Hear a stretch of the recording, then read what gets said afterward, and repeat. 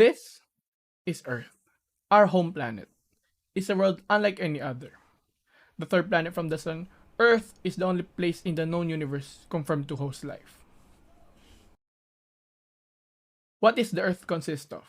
First of all, there are three layers. There are the crust, the mantle, and the core.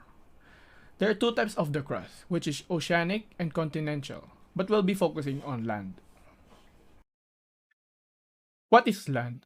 Earth's land surface is almost entirely covered by regolith, a layer of rock, soil, and minerals that forms the outer part of the crust. It is also where a vast number of different species traverse this heavenly body. What are these species? Species are organisms that share common characteristics and are capable of interbreeding.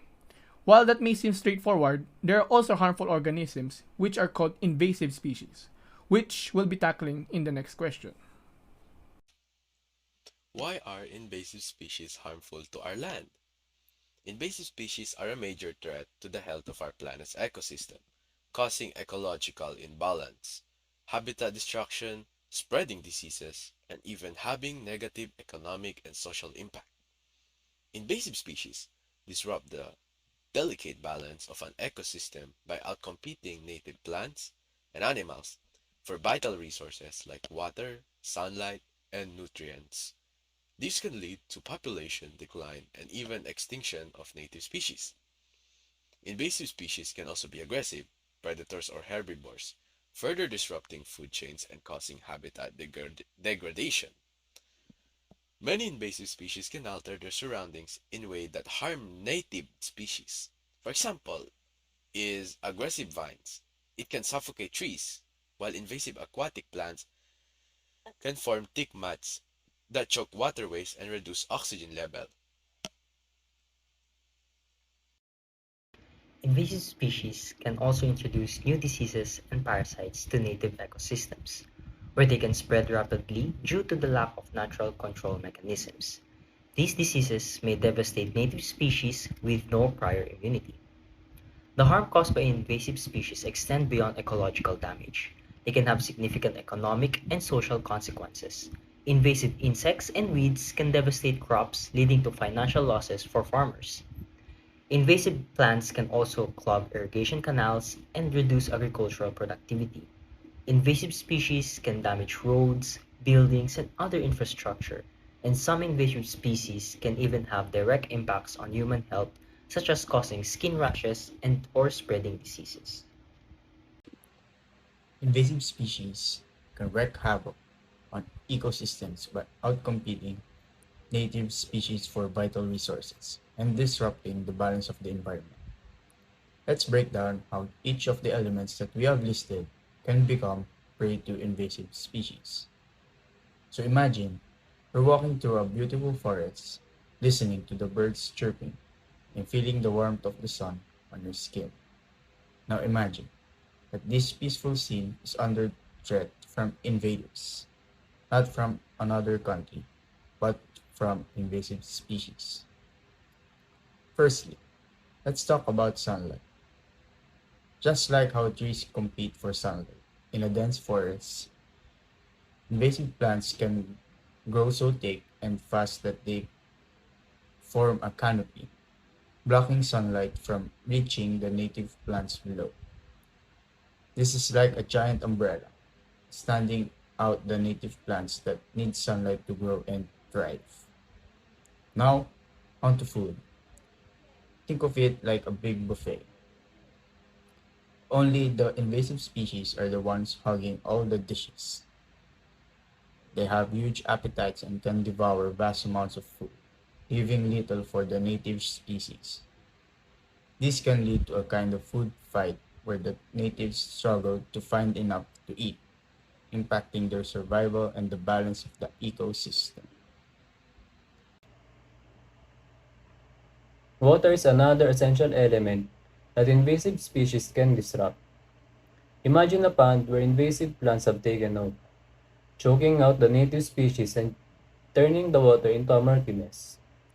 This not only affects the plants and animals that live in the water, but also the people who rely on it for drinking or recreation. When it comes to shelter, invasive species can be like unruly house guests who move in and take over, leaving little room for the native species. They compete for nesting sites and habitats, pushing out the locals and disrupting the natural balance of who lives where. Lastly, let's talk about resources. Invasive species are like the neighborhood bullies who hog all the toys, leaving nothing for the other kids to play with. They consume resources like nutrients, minerals, and space, leaving native species struggling to survive in a world that's been taken over by invaders. So you see, invasive species aren't just a nuisance. They're a real threat to the delicate balance of our ecosystems. By preying on essential elements like sunlight, food, water, shelter, and resources, they disrupt the natural order of things and can lead to a biodiversity loss and ecosystem degradation. It's up to us now to recognize this threat and take action to protect our environment for future generations. Sedimentary cycles, erosion and sedimentation. Invasive species can increase soil erosion rates by altering vegetation cover or soil stability, leading to higher sediment loads in water bodies. Habitat modification. Invasive species can modify habitats, changing sediment dynamics by altering soil structure, vegetation composition, and geomorphological processes. Channelization. In riparian areas, invasive species may alter stream or river morphology, leading to channelization, which affects sediment transport patterns. Sediment oxidation. Changes in sedimentation patterns caused by invasive species can alter oxygen levels in sediments, affecting nutrient cycling and sediment biochemistry. Invasive species may outcompete native species, especially those that need phosphorus, altering the change and nutrient uptake dynamics of those creatures will make them have phosphorus deficiency which will make them feel unwell or physically unfit for their environment. Invasive species can also contribute to eutrophication by releasing excess nutrients into bodies of water, where accelerating phosphorus can lead to algae blooming and excess nutrients to be released, causing oxygen depletion for these creatures on the body of water specifically. Changes in litter decomposition rates and nutrients released due to invasive species can affect phosphorus and cycling in soils and other aquatic ecosystems, not just land.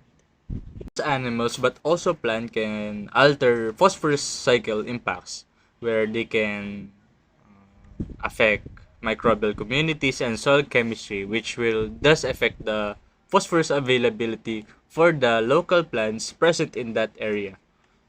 But remember, these impacts can depend on the specific characteristics of the invasive species, the ecosystem they invade, and the interaction of the native species on their environment and also their conditions. Overall, invasive species can have significant effects on the sedimentary and phosphorus cycles, leading to ecological disruptions and changes within the local ecosystem present.